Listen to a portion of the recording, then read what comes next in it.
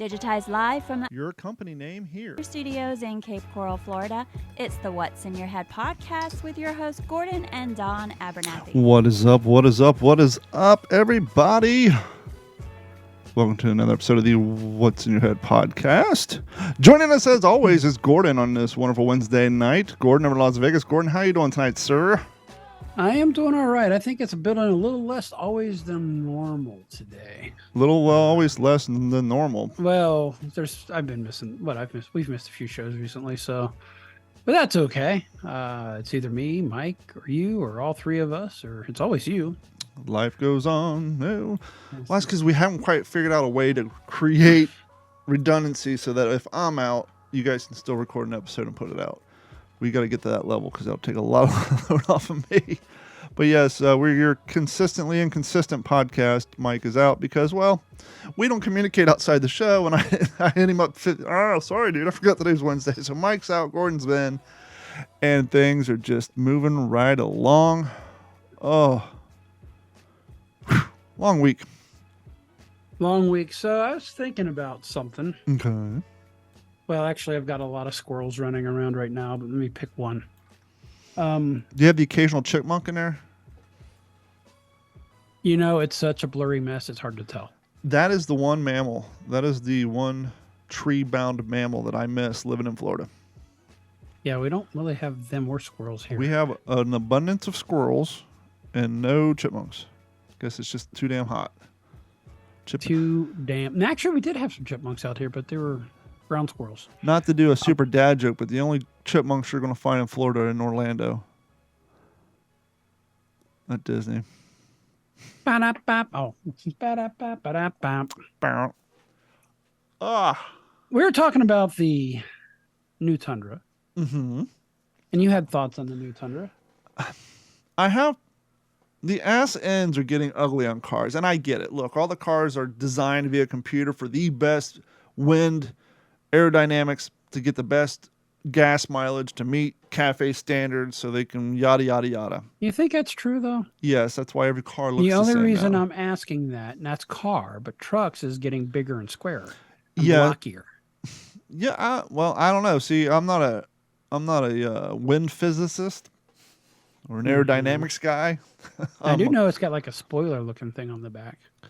You know, that's kind of what I was going to get to with all the fairings and inlets and doodads on these trucks now. They may be at a premium wind resistance because like the Tundra, I mean, it almost looks like it has a built-in spoiler on the tailgate. The taillights themselves flare out just a little bit. They got they almost look like that little wink to the 1950s. You know, just they kind of flare out in the old Buick style. Well, remember the picture I sent you of my Tacoma? You're like, wow, that looks different. But it was just the angle, and it's got the same thing going on, but it was built into the tailgate. Not as extreme. Now, did you see the new picture of the new Tacoma? Well, that I sent you. Real quick, though, the front end of the Tundras, too, and the new Tacomas, they kind of look like what you would design a video game truck to look like if you're trying to guess what it'll look like 10 years from now. It's like they're pushing here's what we think cars of the future is going to look like into it again. And it's a great little. I think that is the modern look. Now, my thing is, I think the Tacoma, you can still tell it's a Tacoma by the grill. Yeah. But I think one problem humanity and man has is we tend to get married to an idea of what something should look like.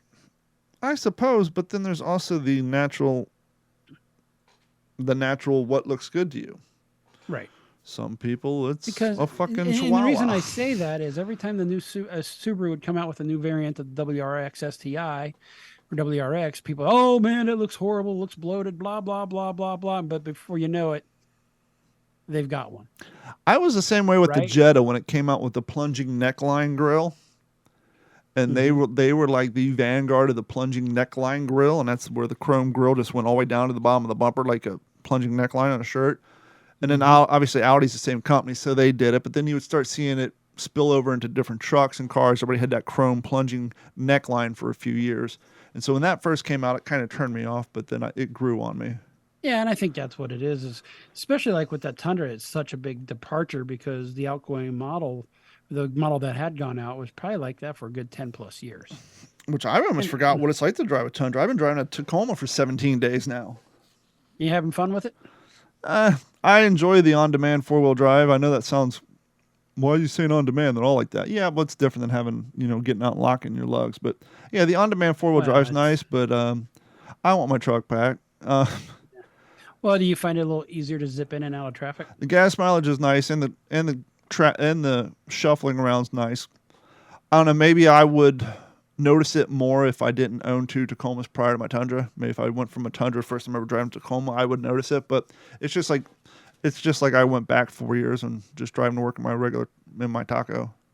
Except with a little more power. Yeah, a little bit. A lot more power. It's got a lot more power, actually. They've had the Volkswagen for 47 days. That does not surprise me one bit. They're claiming it'll be ready by Friday. They're saying it's in reassembly. I don't know. All I know is if it's not done in 18 days, we're going to have no cars because they're taking back the 30 days up on the second rental will be gone. We'll be like, we need to borrow a car. Yeah. And I'm sure you would deal with it out there too, because I went on to see what a rental car would be like. That's why I drove. 60, 70 bucks a day. And I was like, I drove. I'm like, oh, that's right. When I went to Ohio, I got it on that Toro app, and I was able to get like an Ultima for like 19, 20 bucks a day. No, even the people renting out their cars, they know what this market's worth. And even on Toro, the damn other people's cars are still $65, $70 a day. It's like, I can't swing that if I got to rent it, So they damn well better get one of our cars done before the end of the month because we need a mode of transportation. Because we're carpooling. Luckily, she literally works one street and one canal over from me, but her day starts about 45 minutes earlier than mine. And so it's like... you live in Florida when you market by a street and a canal. Only in Cape Coral. As Carrie was kind of surprised to find out. Cape Canal? Cape Coral is the only town in all of Florida that has as many canal systems as we do. We have like over 900 miles worth of canals. So it should just call Cape Canal. Yeah. Or Little Italy. Or Venice. Why Which one has all the canals in Italy? Venice. It would be Venice, yes. Yeah. We already have a Venice, Florida, and they don't have any canals, so that's ironic. It's a little further north. Yeah, plus Venice, Italy's canals aren't full of alligators. So what's all your squirrels? Did your squirrels get away? Just ADD. Feeling a little ADD today, that's all. Speaking of alligators, they're not my number one concern right now out on the water. Would that be the old nope rope? I wish Mike was here tonight. Yes, I posted a video. I still check my footage, but this is the third time this has happened to me, but this is the first time it's a visually confirmed fucking cottonmouth. The other two were just like water snakes. We were out fishing on Sunday, and I was in the middle of the canal. I wasn't near the bank. I wasn't like trying to get a bait out of a tree and clear to anywhere you would think a visual nest would be. I'm just in the canal, coming around a corner, and this fucking thing is hauling ass right at me. Not swimming in the straight line. Its body's out to its side doing the speed racer, like you see them do down like roads in the desert and shit where they're sideways. Like a sidewinding? Yeah, he was swimming at me like that. And I'm like, oh, real. Luckily, I just put a new rudder system on my boat, so I have a quicker, but not quickest because it's still 12 foot long. I have a quicker turning radius on my kayak now, so I was able to turn around. It wasn't until I started paddling the other direction that he finally started swimming off that way. And you're saying, well, what's the big deal? You're in a kayak. My kayak's literally, the surface of my kayak where I'm sitting is about 9.5 inches off the water. And if anybody's seen the video where that tiger shark just bit that guy's goddamn kayak, and that was like a 15 to 17 foot kayak, I'm on a 12 foot. He's lucky he was suffering from kayak fatigue. Did you see that video at all? I did. He was suffering from what I call kayak fatigue, and that is when you have your foot on your pedals for so long, your legs are numb, so you put them out on the sidewalls, and so you're kind of going spread eagle. If his foot was on You're saying he was feeling like he's sitting on the toilet too long? He was kind of like the old bikers you see who have the cruise pegs on their bikes, and so instead of putting them on the normal peg, they put them up on the high peg, almost like they're at the gynecologist.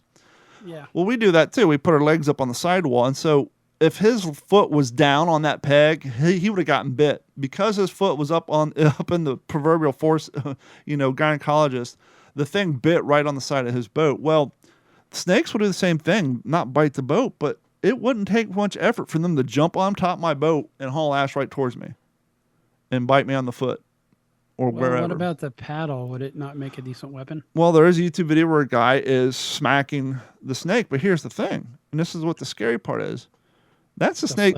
That's the snake coming at you from your 9, 11, 12, 1 through 3 o'clock. What if the fucker's coming from 6 o'clock? You're not looking behind you. I see you say there's a war on snakes right now. I'm saying they are more of a threat. They are more hostile than alligators are. Alligators disappear so quick that they are next to impossible to get on a GoPro, which is why you don't see them on my channel. Other than like you'll see me point an arrow to what looks like a lump because, as you know, because you've shot, GoPros not only are not known for their zoom, but they shoot further back to get a wider screen.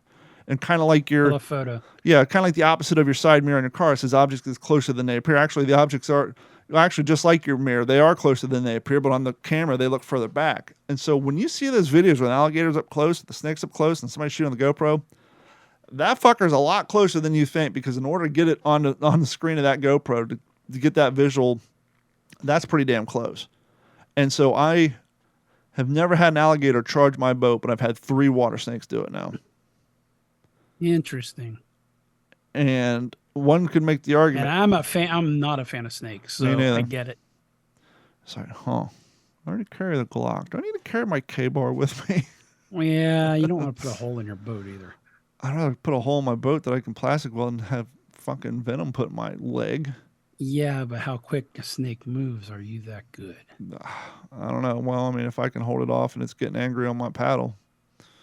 You know, paddle's not exactly a samurai sword or a bow. It's a big, fat, wide, 8-foot long fucking. You'd have to edge it with the paddle. And furthermore, I got 2 7-foot poles sitting behind me, so anyhow, it's just one of those things you don't think of. Oh, alligators. Fuck that. The water snakes. You're almost better off if that happens, tipping your boat over and going into the drink. Water snakes is where it's scary. Those fuckers. Like. There's another video. Just go on YouTube. Go on YouTube and just type in snake venom kit on your ride. Yeah, just go on YouTube and type in water moccasin. Come piss on a carry. Oh wait, this is not a jellyfish. Type in water moccasin. Water moccasin charges kayak or boat. There's one chasing a fucking John boat, and this guy's got their motor open wide up. I think is that one of the ones you shared? Yeah. Yeah, I saw that. It's so that's like. I don't know. It's just never know. Unsettling? Yeah, just a little bit. Yeah. Because, I was it's not like, once again, I was near the bank, near a burrow or, molesting some baby snakes. I was just paddling around a corner and that thing just came right out. He probably traveled 15, 20 feet. Did you get a little of the wolf fuck? It wasn't until 2 days later when I start to think about it. When it happens, you're like, oh, wow, crazy fucking snake. But then you're like... That crazy snake. Like 2 ducks fucking. Yeah, that crazy snake and 2 ducks fucking that thing had some ulterior motives, just like Gordon's 2 ducks fucking. Now you got a name of the show. Crazy snake and 2 ducks fucking. 2 ducks fucking. Yeah. All right, there we go. The episode's set. We got a name. We are done. Okay, wrap it up. Wrap it up. I'm going to have to try to get our old friend Bill on the show. Is this Taco Truck Bill? Unsupervised podcast Bill? Yeah. Yeah, but the problem is they shoot their episode at the same time we do ours, or they do theirs about an hour earlier. Actually, no, I think they do it on Tuesday. So now that he's no longer banking Bill? No, he's fucking food truck Bill. And they shoot on Tuesdays. We used to shoot. No, they shoot on Mondays. We used to, and we scooted to Wednesday. So I probably could reach out to him, and maybe I will and see if he'll come on next week. But we had this issue, 10, 11 years ago. Oh, when Pig Bill. When a Euro truck that I first came across ran by a German fella. Dude, we were totally I had the idea of doing a Euro Greek truck here about 2010, and we were going to call it Rolling Zorba. There you go. Like dancing Zorba, but rolling. But you guys might run into the same issue, if not harder, because of the super strong big restaurant. Big restaurant. Got so many empty fucking lots out here and desert. Well, you would think after the pandemic, inflation, unemployment being through the roof, that the People's Republic is Cape Coral, as my father so affectionately named them 18 years ago, who pointed out when we tried to run a business in this town, they are not small business friendly. I bet they're big business friendly, though, because they get more tax money. When I first met Henry at the Euro Chicken Grill over on Cape Coral Parkway, he was complaining that they would make him pack his truck up every night and go store it, even though he was parking it. He was paying like parking spot lease rate in this Napa parking lot. It wasn't like a Napa store. It was a Napa garage. It was a mechanic shop. So my understanding, and I can kind of see, and I don't know if they don't require that down here, but the Southern Nevada Health District actually requires all trucks to operate out of a commissary, make sure that they're clean, all the food stored not on the truck, but inside a food service distribution place, basically. That makes sense. But here, 10, 12 years ago, Henry and the food truck guys fought it, and they were able to leave. You know, obviously, if you're setting up in a public parking lot, that's one thing. But if you're literally having a lease agreement with a property owner who owns a mechanic shop, a bait shop, whatever, flower shop, you're paying rent there. You're plugging, you know, you can plug it into their water hose and getting electric off them. Things are fine. I could have sworn because he's German, you're about to say food truck Kaiser. Fast forward a few years. Nothing. I drove by and he had to move because the owner of the Napa got injured and passed away in a tow truck accident. And so the daughter moved down and took the mechanic shop and just sold it because she wasn't a mechanic. And so Henry had to move to a new location, and he ended up moving across the parking lot after a few months, and you drive by and you think he's gone. Mm-hmm. And you're hearing generators running. You're like, what the hell? What's with the generators? Dateline, Cape Coral, Florida, May 15th, 2023. For weeks, food trucks in Cape Coral have been managing without their usual outdoor seatings, tents, and other features pleasing for the customers due to the city's new ordinance. A lot of these trucks, you paid these rents, they would have plastic tables, some umbrellas, because it's fucking Florida, right? A lot of these guys... I believe there was a food trailer at the gas station right down the street from you. Mm-hmm. And these guys primarily cater to your guys, your crews who are out going to construction sites, landscapers, service personnel, people like me when I used to drive around Old Town all the time. Food truck owners express how the new ordinance would make it more difficult to serve customers before it was implemented. Having to eat in your vehicle on lunch is not very pleasant. The Code Compliance Division Manager, Todd Hogelander, states there weren't any violations in the past week. Wink Nuke spoke to Audrey Castile, the owner of Los Taquitos, a food truck that who had to adjust since the new ordinance. Quote, it's not fair for the customers who work on roofs not to have a place to sit down for 20 or 30 minutes on their lunch break. They have to eat in their trucks instead. Hold on. Can I stop you there? Because I was a guy in construction out on the field. Our food trucks would roll up and literally the horn was... Well, these aren't roach coaches. These are, yeah. Yeah, right. But, yeah, we all ate on the curb. We all ate on the... Well, that's one thing when you're eating at the job site, but if you're getting in your car and leaving the job site and going someplace to eat, you probably want a place to sit down and maybe, you know, get away from the job site during lunch. We don't want these dirty damn construction workers to be seen all over the Cape eating food out in front of a food truck. According to Manuel Guzman, the chief operating officer of Millie's Dominican Kitchen, numbers have decreased since the ordinance has been in effect. While customers were used to sitting in the same location all the time, customers get used to seeing you sitting in the same location all the time, which is what I experienced with Henry. So if they drive by and they don't see you, they automatically assume you've moved or left or the business has gone under because now all their tables are gone, their seating's gone, and what they don't cover in this story is now I got a business idea for you. Hold on. One thing they don't cover... Food service, food truck tracking app. There you go. Well, the other problem, too, which is why Henry has to run a generator now, and he's spending an assload of money on gas, they no longer allow you to hook up to the building that you're renting space from. So you can no longer run that extension cord across the parking lot. That's typical anywhere, though. Well, I did explain to him. I said, well, to be a little fair on that, inside the business, they're not allowed to run orange extension cords either. That's just a flat code compliance thing because they know, well, if you're hooking up that piece of electric equipment with an orange extension cord, you're going to forget about it. It's never going to get permanently installed. Those extension cords aren't meant for permanent use, and as you know, the insulation cracks down on them and they become fire hazards. So even inside, you can't use orange extension cords. But now there's no hooking up. They can't have their seating areas, and so even though they're paying for lot space, they're basically no different than a mobile food truck now. So, well, and that's kind of what they were to begin with, but maybe, and I've seen this in other towns too, is like a food truck park. Well, I was talking to the lady who was working on Henry's, and she said that some of them are mentioning that they're trying to find a location where they can all pull in, park, and we have a grip of trucks that move around and they park in certain places, and there's actually a Facebook page that you can follow if you're so inclined. And then we have what's also called the Foodie Fest. I think like twice a year now, where basically all these food trucks come together in a huge parking lot somewhere, and it's a sanctioned event and everything. That's when the Foodie Fest was how we got White Castles here, because the White Castles truck was the busiest truck there. You'd stand in line for 2 hours. Yeah, you used to tell me they'd come to town, and we're gonna go stand in line at White Castle. And then the other month across the street, when one of the businesses opened, I was pulling out to go take the dogs for a walk, and what did I see? The grandest of all food trucks, and it was an In-N-Out catering truck. Nice. That they're cooking on. Well, I think what tends to happen now with this ordinance is because of most of quote unquote downtown Cape Coral, or the developed business areas of Cape Coral, are right by the river. Mm-hmm. A lot of these cats are just picking up stakes and driving over to Fort Myers and setting up shop. Like, fuck it, why deal with it? Exactly. Just go across the river. Path of least resistance, man.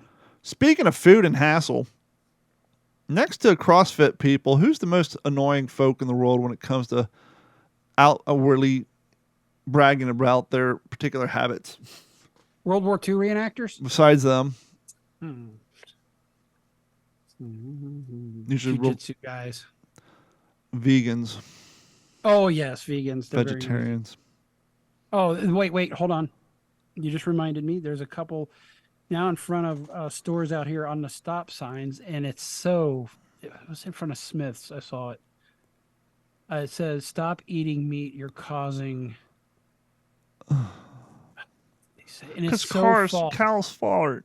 No, it wasn't cow farts. It was something else, and it was like completely off base. Well, that's what they're going for now. They're losing and it doesn't even make sense, because the science of your science is not even science. But science is. We learned one thing we learned during COVID was science is not science. No, science is science. Science will always science. They just don't want to discuss the sciencing in front of everybody to get them because they feel that they're too dumb to understand. What's more annoying, a vegan, a celebrity, a survivalist, or a vegan celebrity survivalist? I would have to say the last. Is there such thing as a vegan survivalist, though? There used to be, until he came around. Bear Grylls is embarrassed by his past vegan diet, he says. I did not realize he was a vegan. Says he's never been better with his all-meat diet. Oh, he's gone carnivore. He went the other direction. Which is surprising that he wouldn't have been that way anyhow, being somebody who was like in the British Special Forces. TV survivalist host insisted he was, quote, wrong to think a vegan lifestyle was good for you, and says was good for his health and the environment. TV survivalist host insisted he was wrong for thinking that the vegan lifestyle was good for his health and the environment. Survivalist and survival equipment retailer at Walmart, Bear Grylls admits now he's embarrassed by his previous vegan diet, admitting he was wrong to think, as we just said in the headline twice, that it was good for his health and the environment. Grylls, who previously practices both vegan and the vegetarian lifestyle, recently revealed that he has begun switching to a diet consisting entirely of red meat, eggs, and organ meat, which is a very important aspect of... Awful. Tastes like shit. That's where the term awful comes from. It's offal, O-F-F-E-L. Prior to this, he went so far as to publish a cookbook called Fuel for Life that attacks society's unnatural ways of breeding, keeping, and killing animals. But Wednesday, however, the eventualist told the UK Telegraph that he was, quote, wrong to attack meat. He says, I was a vegan quite a few years ago. In fact, I wrote a vegan cookbook, and I feel a bit embarrassed because I really promoted that. I thought it was good for myself and the environment. And I thought time and experiences and knowledge... And though time and experience and knowledge and study, I realized I was wrong on both accounts. Grylls first revealed that he had moved from his vegan lifestyle back in November, remarking that many of the foods that he ate at that time appeared to have negative effects on his health. Since switching to an all-red meat and animal organ diet, he now claims his body has never been better. And once again, this is a guy who was in the Special Forces. For a long time, I've been eating so many vegetables thinking I was doing good for me, but I just never felt it had given me any of the good nutrients compared to the nutrient destiny I get from basic blood and bone marrow. Red meat, he said. I've tried to listen to my body more, tried to listen to nature, and I don't even mess with vegetables or miss them at all. I don't go near them, and I've never felt stronger. My skin is better. My gut's never been better. You mean you're getting collagen? I found a counterculture way of living. I embraced it. I've found a counterculture way of living of embracing red meat and organs. Now, I kind of see the organ parts as being counterculture, but I don't see how red meat's counterculture, I guess, unless you live in Hollywood and you're surrounded by vegans. But I think most of us living in the real world, we don't see eating red meat as counterculture. You got to remember, that's just it. The real world is now counterculture. Yep. It's insane. Natural food, just like our millennia of ancestors would have eaten for hundreds of thousands of years. And out of all the different things I do for my health, I think that probably been the biggest game changer in the sense of improving my vitality, well-being, and strength, skin and gut. It's just been getting away from the processed food and making a predominant thing in my diet being red meat and liver and all natural stuff. It's so hard to get off that shit. Oh, look at that. My camera died again. Yeah, I saw that. I've been so, I think this computer that I use suffers from USB problems because that's a USB camera. I have a USB sound card and my mouse runs like crap. Why does it seem like every computer you get, there's always one bad USB? Well, the box. The thing is I'm using onboard for my mouse, and then I actually have a PCI Express card that I use for other devices. So it's not like they're all running through the same chipset. Mm-hmm. So I don't even know what the deal is, but it says it can't start it. Who cares? The audio is the important part. Absolutely. But yeah, getting off the junk. Like I'm trying to get back into it. At home, yes, I know Gatorade's not the best for you, but at home I've been making homemade Gatorade with the scoop because I realized I can buy like 17 gallons of Gatorade mix for what 10 bottles cost. Yeah, and you can dumb down the ingredients a little. Yeah, you can cut it with more water if you need to. But I still, at work, I sneak off, or before I go to work, I pick up at least one Tall Boy Mountain Dew. Yep, that's the worst stuff right there, and I'm having a hard time too. But how bad is one Tall Boy Mountain Dew in 12 hours though? It's still 200 calories, but compared to drinking, the amount of sugar just in a regular sized Coke is like 11 tablespoons or some shit. It sucks. But I do drink a lot of plain black coffee at work too, though. So plain black coffee. Before we wrap up the food topic, we went to Chick-fil-A the other day. Yeah, how were the vittles at Chick-fil-A's? Tiny. Chick-fil-A is not known for their flat chicken.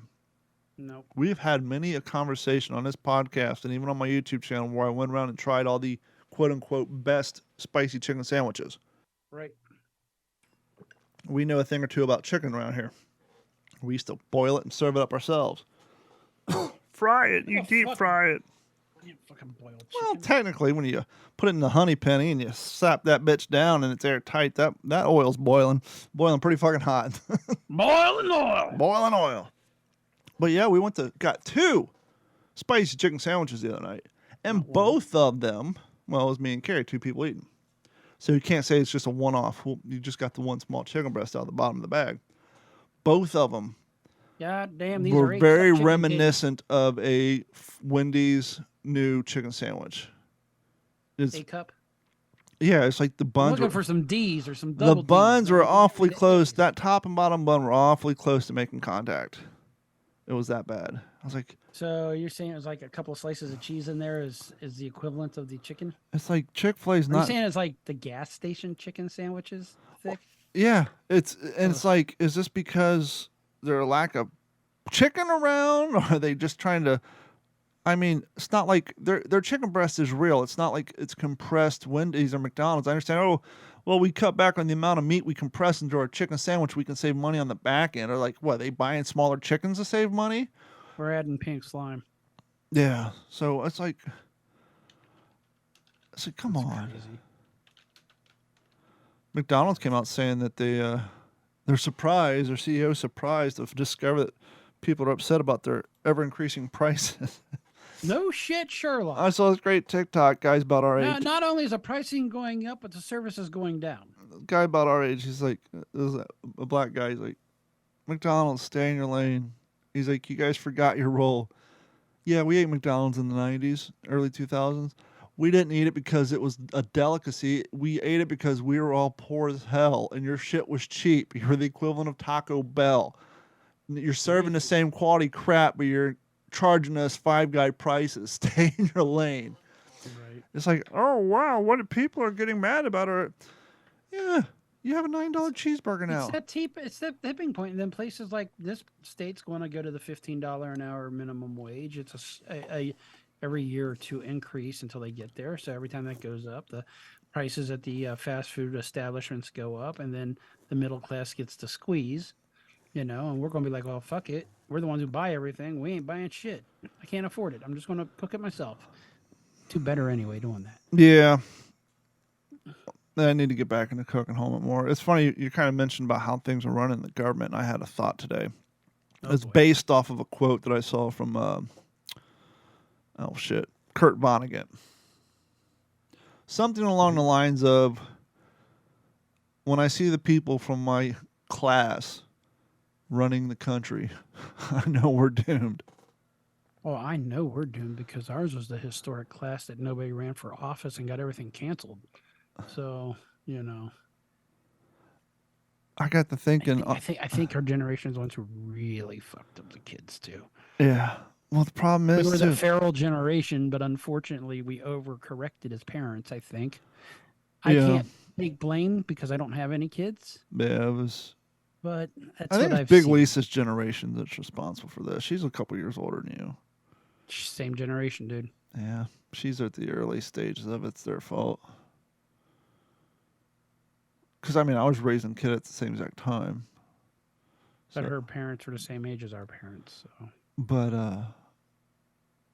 what the scary problem is, there's the Republican senator or congresswoman, whoever, who's trying to incorporate a cognitive test for any member of government over 65, just some basic questions, make sure they can formulate a thought. Obviously, Biden would be out. And so, of course, all the Democrats are trying to shoot the idea down. But honestly, it's no different than getting a driver's test when you turn 70. And I think that's part of the problem. Just a cognition test, man. That's all we need to make sure you still understand that 1 + 1 is not chair. The way our government, both sides are set up, a majority of the top-ranking officials are like 70 or 80 years old. Mm-hmm. They're at that age where they don't give a fuck what they do. They want the money now because they're not going to be alive in 20 years to see the full consequences of their bad policies.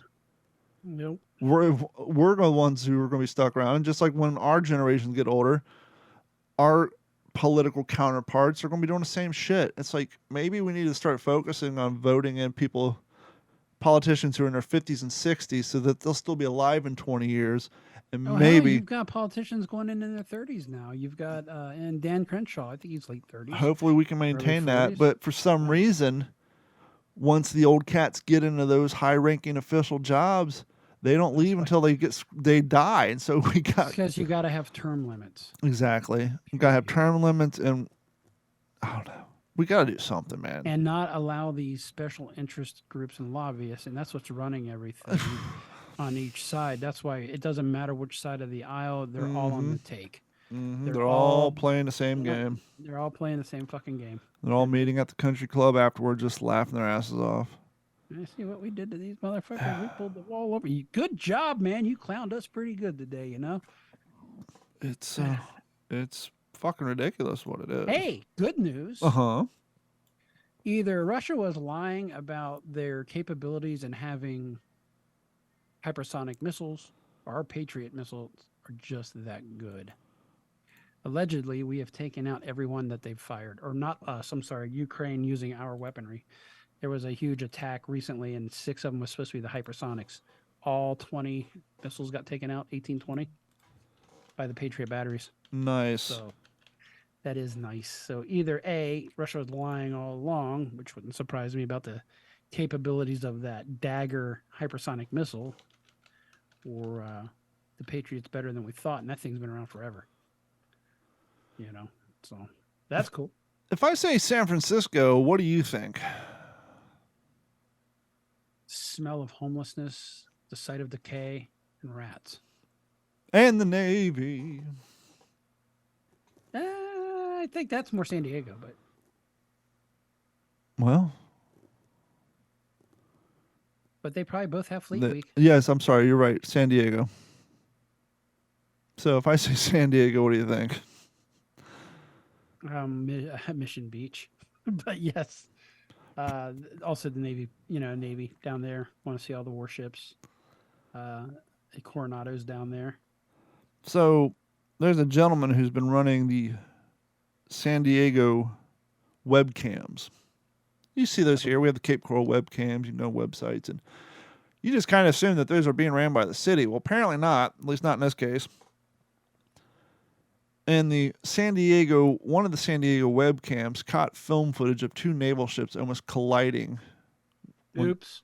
And so people are like, well, what the fuck's going on? Well, the Navy can't have that.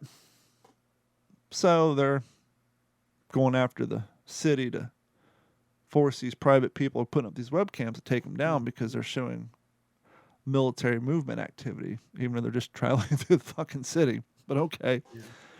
And so they're interviewing this young man who's in his mid-40s who's been running the San Diego webcam system for about 10 years.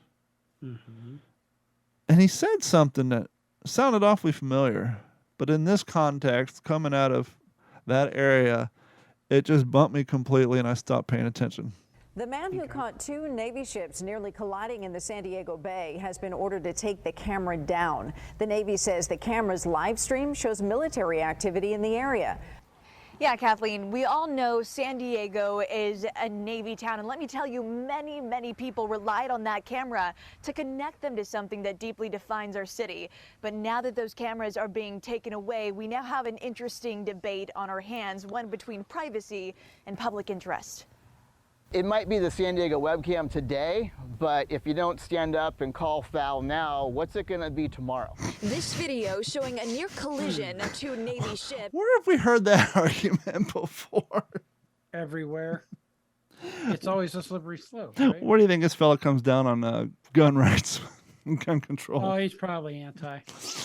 It's so funny. When they go for the guns, no one cares. When they come for the webcams, where this guy's making revenue, it's like, I just heard that. It's like, yeah, I've heard that before. Yeah, I would agree with you on that. It's just like between privacy and public interest. It might be the San Diego webcam today, but if you don't stand up and call foul now, what's it going to be tomorrow? First they come for your ARs, and then they come for your pistols. Absolutely. But yeah, I just heard that and started laughing. I can't. They're taking our webcams away. And who watches those other than like people working in cubicles and like 70-year-olds? Is the city-based webcam still like? Does it really pull in numbers? I mean, I know our Eagle Cam used to, but who still sits around and watches live web feeds of like a river? Hello? Hold on, I'm actually looking at it.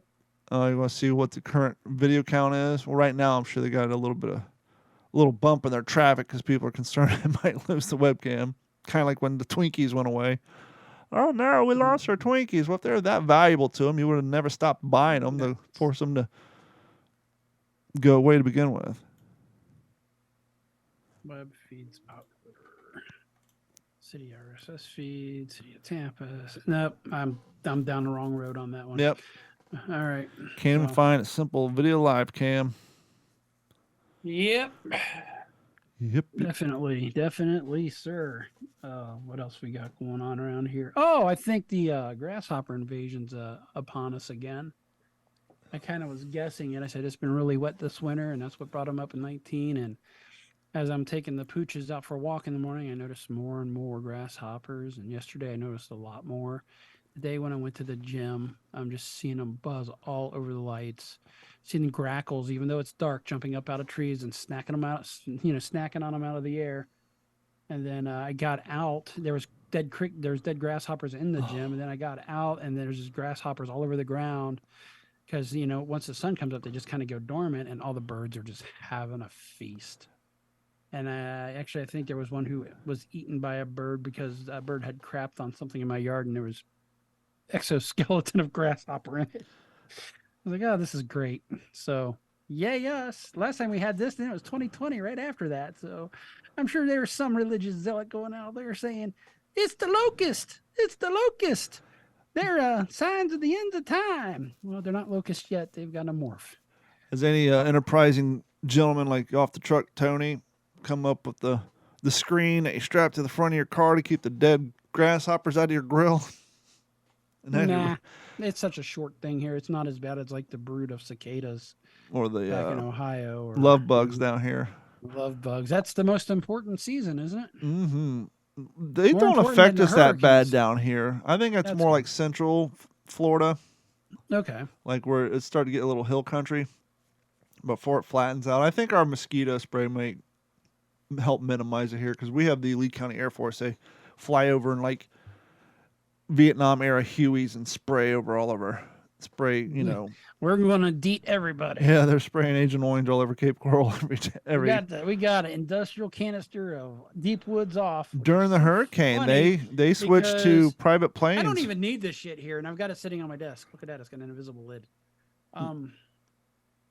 That's because we came back with it from Florida. But yeah. So yeah, it's interesting. Other good news is the lake is going up in water. I think it's what lake would that be for people who aren't familiar? Lake Mead, not to be confused with the Lake Mead and Cape Coral. Lake Powell, they're projecting up to 65 feet going up. There's been record snowfalls in snowpack in Utah and Colorado, so that's good. We're not going. That's just a drop in the bucket. We would really need about that much snow for the next decade to have a measurable impact. So we got that going on. Looks like the Oakland A's are moving to Vegas. So if there is a city who absolutely hates Vegas now, it's Oakland. So at what point are you guys going to take like a nickname like the cities where farm teams go when their cities suck? I mean, pretty much you guys are like the city of sloppy second sport teams. Vegas Golden Knights is not a sloppy second team, sir. That is Vegas born. Okay, 1 out of 3. And we will have NBA, and that will be Vegas born also. So basically, it'll just be the two ball team, the baseball and the football, which I know arguably is. I'm sure some soccer ball team will come kicking a ball down. Oh, we've got professional soccer, but it doesn't. It was Vegas born also. So an expansion team, I believe. I could be wrong. So, and we do have F1, which is a huge deal. It's going to be the de facto base for F1 in the United States. They're building a permanent paddock down by the Strip. So it's one of the reasons I chose is the Strip. So what's interesting is they're repaving right now for the race. So they had to go down several inches, and then there's like 3 layers. There's a layer they put on the race surface, which I think that layer may actually cover over the manhole covers. So they don't have to weld them down. And then obviously those will eventually get opened back up, and they'll have to redo that race layer every year for the next 10 years for the race. But those cars will hit over 230 miles an hour on the Strip.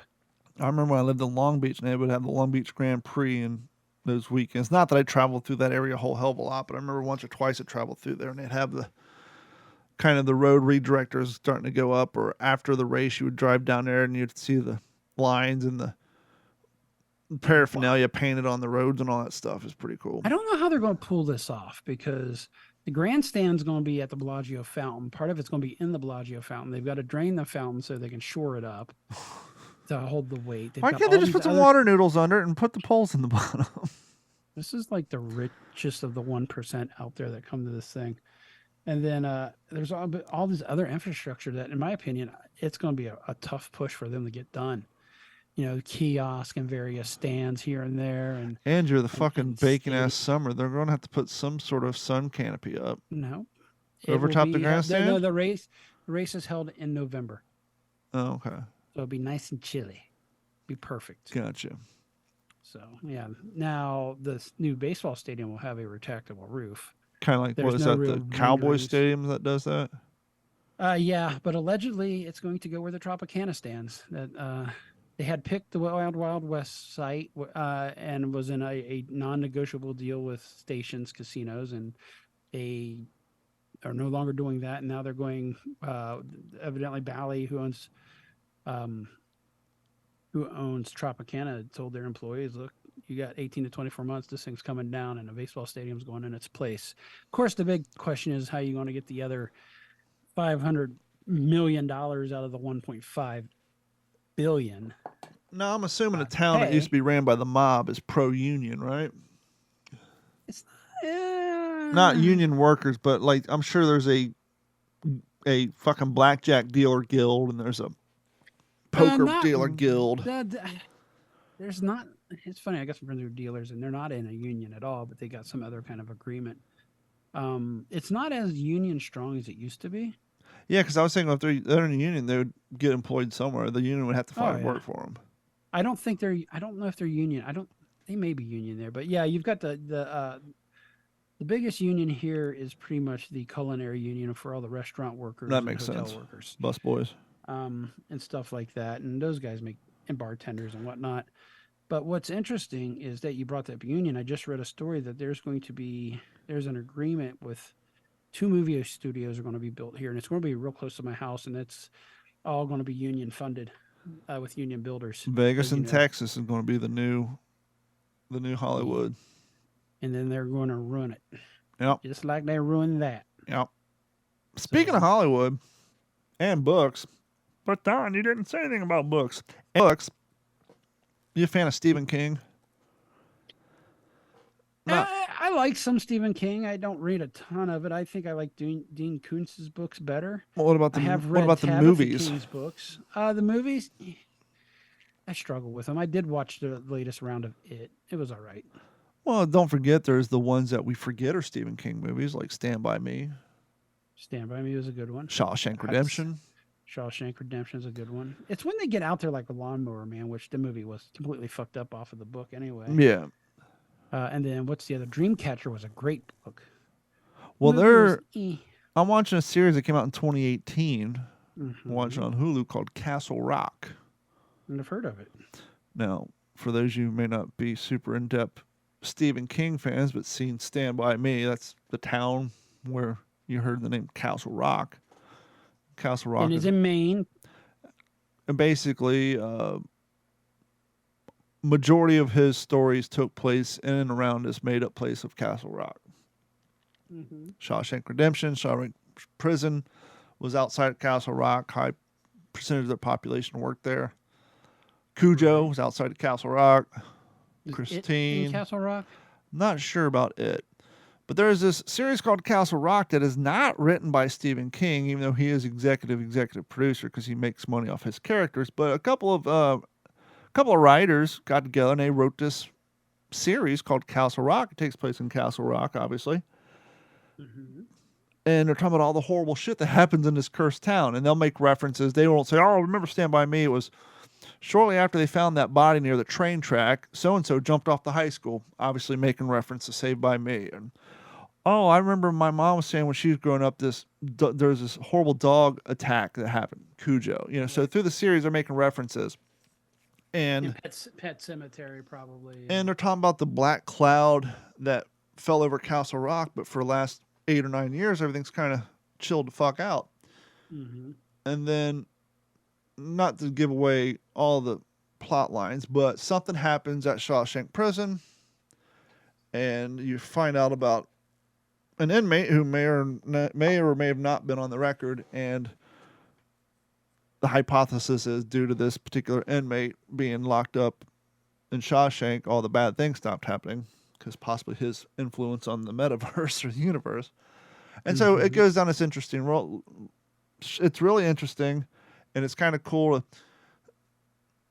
they were at a birthday party. It was just the birthday party had no real implementation on the show itself. It was a scene that something else happened at.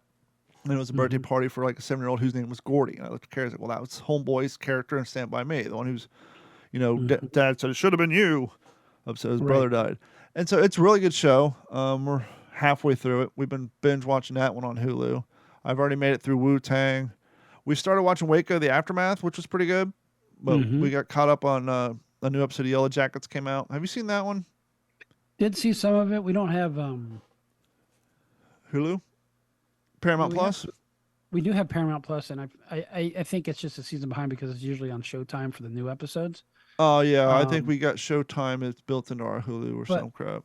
But it's interesting. You know how we watched that show Candy? Yeah. So HBO Max has their take on it that just came out. And I couldn't watch it. And it had major stars. Yeah. Tell you who's in it real quick. Talking on that same storyline? Same exact story, but different. Yeah. She didn't have curly hair like the real girl, right? Yeah. Jessica Biel did a damn... Well, Jessica Biel was like executive producer on that. She did a damn good job looking like that chick. It's called Love and Death. I think I heard a video clip of a podcast talking about it because she's like, you want to have a... Kind of like how Candy went and asked that dude, all formally, you want to have an affair with me?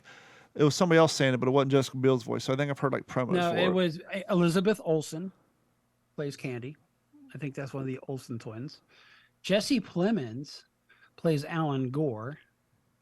You know who Jesse Plemons is? So, name sounds familiar. He was in Breaking Bad as one of the kind of the younger, bigger exterminator guys. Oh, Lily Rabe plays Betty Gore. Lily Rabe is from American Horror Story. Kristen Ritter, John Ritter's daughter. Puget, Tom Pemphrey, Elizabeth Marvel. We got in here. So yeah, it definitely has a bigger cast, but Candy had a big cast too. You had Justin Timberlake, you had Jessica Biel, the lady who played, and this is what's crazy because I haven't been up to date on all these made-for-TV movies. In Candy, the lady who ended up getting the axe, the actress who plays her plays the older character in Yellow Jackets. The one who had you've seen some episodes of Yellow Jacket, right? You know who she also played? Well, she also plays in Castle Rock. So now Castle Rock, I just found out came out in 2018, but I was like, where did this woman come from? All of a sudden, she's like in all these shows we're watching, but apparently she must have started in Castle Rock. But she's in Castle Rock, Candy, and Yellow Jackets. I'll tell you the biggest show she was in. What's that? I believe she was the crazy neighbor in Charlie Sheen's show. Oh, is that where she started? Melene Lewinsky. Yeah, she was in 2.5 Men. Oh, okay. Yep. Yellow Jackets, Housebroken, The Last of Us, which was good. She's in that. She played a short role in that. Don't Look Up, Lady of the Manor, Young Sheldon, Miss America, Easy, Castle Rock, as you were saying. She's actually got a pretty... Yeah, she does. She's popping up all over the place. Girl Boss, his wife. Yeah, I think it goes all... Key and Peele. Yeah, she's been around, but... Yeah, and I think it goes all the way back to... Probably 2.5 Men. 2.5 Men. She was the crazy one who allegedly pushed Charlie into the train. I gotcha. So. Well, she does always play a crazy character too, so that's right on point. But yeah, if you guys haven't watched Castle Rock, especially like if you like all the Stephen King stuff, check that out. Yellow Jackets is good, but it's kind of like I don't know. The 90s nostalgia part's cool of it. Parts of the storyline are cool, and other parts I'm like, okay, whatever. Right. It's like I don't know. Sometimes you'll see that in shows. Like the original idea was good, and as the episodes go by, her name was Rose. She was Rose in 2.5 Men. Yes. Either the popularity picks up too quick, and I got to start scribbling out more episodes, or notes start getting pushed out by the TV stations, and the original writers lose their power and they have to start writing in nonsense that's being suggested to them. I don't know. Well, now's the time to catch up on old shit because of the writer's strike. I was going to say that. It's like you fuckers on strike again. Yeah, and it's over the streaming stuff, but they're just not getting their cut, which is just going to raise all of our rates down the board. Remember, last time this happened, what happened? That's where all reality TV shows. Well, that's where all reality TV shows came from back in the day. Yeah, and back when Dexter on CBS, and that's how I got to watch Dexter. First, they did a couple of, obviously a little tamer edit version, but yeah, because it was already CBS is all part of the Paramount network. They called it something else back then. I think Viacom. Yep. And it's all the same. It's interesting now that you got Paramount Plus, I believe. Yep. Have you watched 1883? I watched 1883. I like it better than Yellowstone, and I was right with the writing on that then being better. Yeah, because I quit 1923 after 3 episodes. I haven't even gone back to it. Really?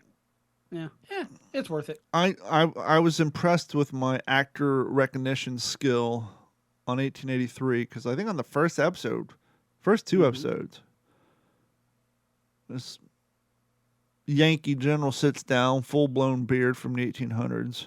All you can really see is his eyes and his voice, and I'm looking like, that's fucking Tom Hanks. Get on my phone, Tom Hanks, 1883. Got that one right. Sweet, quick little cameo. I didn't even recognize that was Tom Hanks. And then then the sheriff, he's the one who said basically he's the one who arrested him, took him to fucking prisoner of war camp. But it was after the scene, and he's sitting there on the bench, and his whole platoon's wiped out, and the general comes, sits down next to him in the blue jacket, and puts his hand on his shoulder. And then the episode, you couldn't miss Mr. Mustache. Billy Bob Thornton. No, Billy Bob Thornton's in that too. He played the sheriff. Talking about the old timer. Mom's favorite actor. Oh, Sam Elliott. We all knew he was in that, but what did you think of the ending? Sam Elliott was credited. I felt like the season didn't get renewed and they had to fucking write something off. Well, it's called 1883. You can't call it 1884. I know, but they could have ended, like, we were expecting the rest of the family catching up to the final destination and having their moment. It's like they showed what happened to Sam Elliott. They showed what happened to the gypsy and the black guy. And then what happened to the main characters, they didn't even... So you guys couldn't have done one scene, just kind of... Yeah, because if you remember the flashback in Yellowstone, it's like there's 2 boys there. There's John and there's another boy. And at first you're thinking, is that the daughter's boy? Yeah. Clearly not. Well, then on 1923 kind of answered the question to that. Well, 1923 also kind of led to the belief of either fucking Homeboy wasn't available for the next season because he maybe had to go out on tour. But it's like, oh, so the show ended without showing him and his wife at their new property. Yeah, they died. And then the next season, they were here for 10 years, and then they called the uncle over to come run things. It's like, oh, so those characters are completely negated with the exception of like one. Well, things were a little sketchy in Montana back then too, so it adds to the lore. And so, it'd have been at least nice showing them cutting down a tree. Like, here's where our house is going to be. Nope, they'd make no reference. Like, he rode off into the night, and that's it. And so, obviously, I want to get back to 1923. I like the World War I references in there and all that, but the storyline's just not. And to be fair to the people who wrote it, it's like, oh, okay, first episode in, and we're already back to the exact same plot of every episode of the modern day Yellowstone. It's like, do I want to watch another 12 episodes of the same plot line? Oh, that's going to be coming to an end soon. It's like, well, and that's why it's coming to an end, because that's 5 seasons of the same plot line, just different archetypes, And so when, okay, so the sheep herders want their property, okay. They had to make the Scottish guys out to be the bad guys, didn't they? I don't know. I only made it to 3 episodes. I was like, okay, so it's just going to be 8 episodes of fighting over their land, which I get. That's what Yellowstone's about. But could we have 1883 had nothing to do with any of that? They were fucking on the Oklahoma fucking, They were on the Oregon Trail, the Oklahoma Trail. I'm so goddamn beat with everything going on in my life. What did people catch on the Oregon Trail if you ever played a video game? Scurvy. No, died of dysentery. Yeah. Yes. Dropsy. Dropsies indeed. Dropsies. Speaking of dropsies, you about to drop some news on the people? Sure. Don't know how good of a news it's going to be, but it's going to be an interesting one, I'm sure. Nah. Hopefully. Here we are. All right. No, we're just rolling right in. Just rolling right in. You don't like the way I do my No, we're good. cliche news guy voice. It's the how are you doing? How are you doing tonight? We've already established that at the top of the show. Yes, but people just came in. We're live. They just opened. I'm now doing worse because of the question. More dogs. Dogs are great. Could show up in outdoor dining spaces. Good. And guess what? Not everybody's happy about it. Fuck you and your allergies. Get over yourself. Just in time, and this is coming in from the AP, just in time for summer dining season, the U.S. government has given its blessing to restaurants that want to allow pet dogs in their outdoor spaces. We're so not backwards. only local, not state, but the federal government. We're so backwards. Trust me. I love. You dealt with it when you came down here. You had your dogs with you. It limited where we can go to eat. I'm all about dogs in the food space, but logically, we're so fucking backwards. And now the federal government's saying, hey, it's okay. The one animal that people are deathly allergic to, bring them on out. But I swear to God, I was at Culver's, and they had to post a notification sign, much like our friends at Five Guys have to warn the public that there's peanuts on premise. You know, I don't ever see that at Five Guys out here. It's usually a sticker on the door now. It says something along the lines of... You mean you can't tell by the boxes of peanuts when you walk into the place? So, hold on. The sign said, and this has to do with what we were just talking about, allergies and all that. The American Allergy Board, whatever, has now added to the list as a allergic allergen to the level of peanuts and their deadliness. Fucking sunflower seeds. We have destroyed our kids' immune system so bad that now seed oil is bad for you. They have to warn people that there's sunflower seeds in some of their buns. Well, we're doomed. Moving back to doggos, even though nearly half the states already allow canine dining outdoors, the issue is far from settled. While many diners and restaurants are pushing back against the increasing presence of pooches, restaurants have been required to allow service dogs for decades, as we know. But it wasn't until the mid-2000s that a handful of states, including Florida and Illinois, began passing laws allowing dogs in outdoor dining spaces, according to the Animal Legal and Historical Center at Michigan State University. That's a long fucking... They couldn't come up with like a 38-letter acronym? Yeah, it would have helped. 23 states now have such laws or regulations, but the legal landscape is confusing. Michigan law doesn't allow dogs in outdoor dining spaces, for example, but lets restaurants apply for variance from their county health department. It goes back to the patchwork thing, right? Yep. That's how it works. So in 2020, the Conference of Food Protection, a group of food industry and health experts that advises the government, asked the U.S. Food and Drug Administration to issue guidance for states.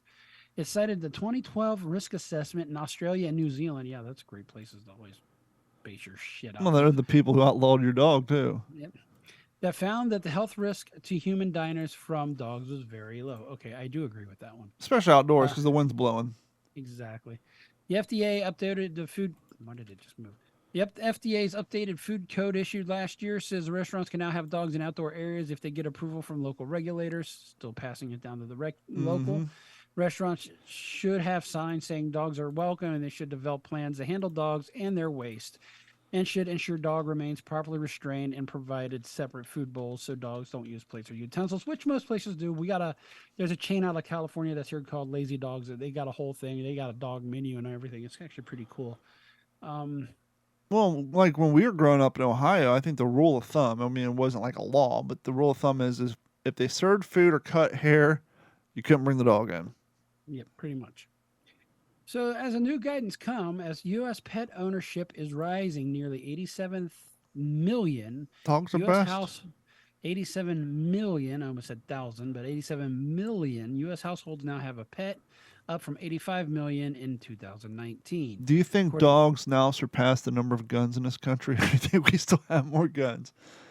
I think we still have more guns. Well, I mean, because we're somewhere between 350 million. And now you do got out of that 87 million, how many houses have more than 10? Well, that's true. There's some houses with more than 10 dogs, but you have 2 dogs. But I personally have more guns than dogs, so I guess, yeah. I do too. I do too. The new guidance, as experts say, more people are looking for dining options that will accommodate their dogs. Yelp searches for business using dogs allowed filter jumped 58% between the years ending in May 2021 and the year ending in May 2023. Yes, I actually used a website called Fido or something that for restaurants when I was down there. Yeah. And it worked out. Actually, most of the places downtown would have been pet friendly if we felt like going down there. Downtown's nice. Downtown River District, they've spent a lot of time and energy and effort, and despite all the homicides we have down here, it's still a good place.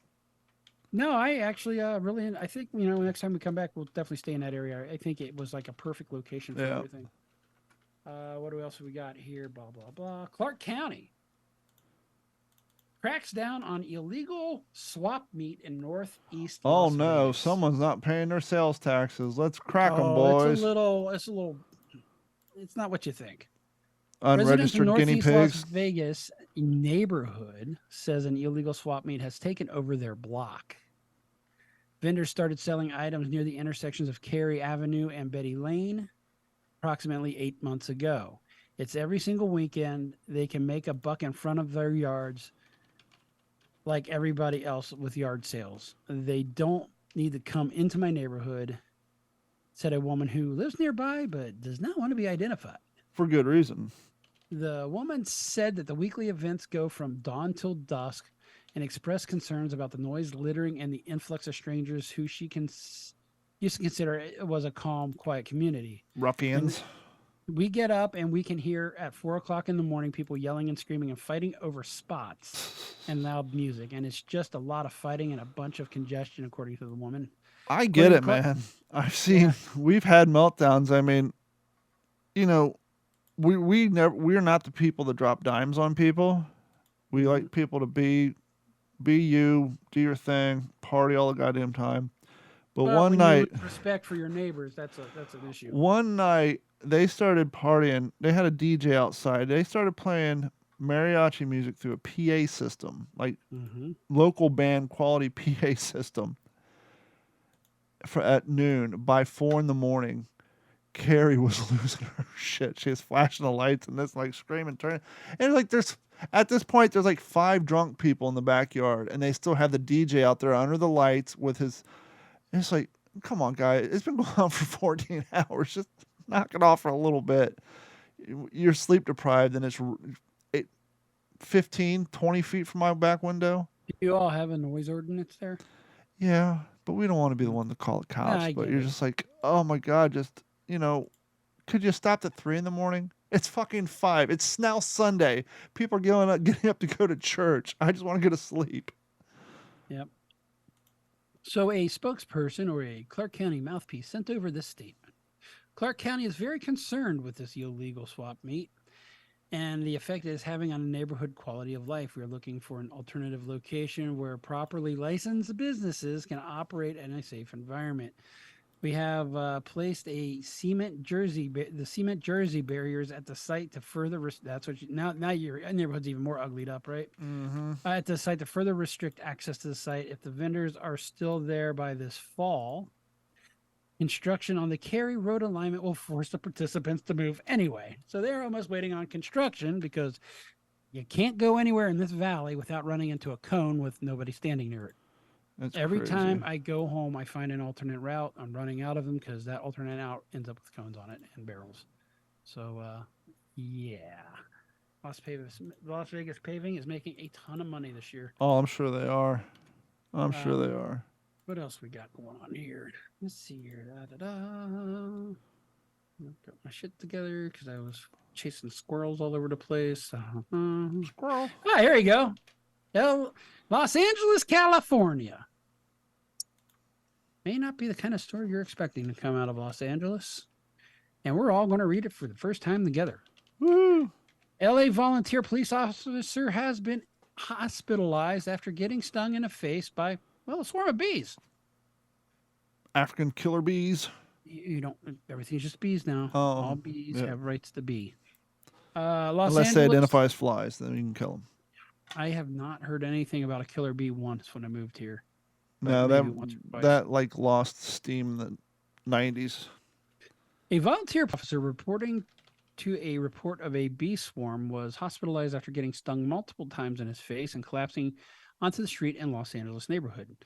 A TV news helicopter recorded dramatic footage of the attack Monday afternoon. Wow, the copter happened. That's what it was. The copter fucking pissed him off.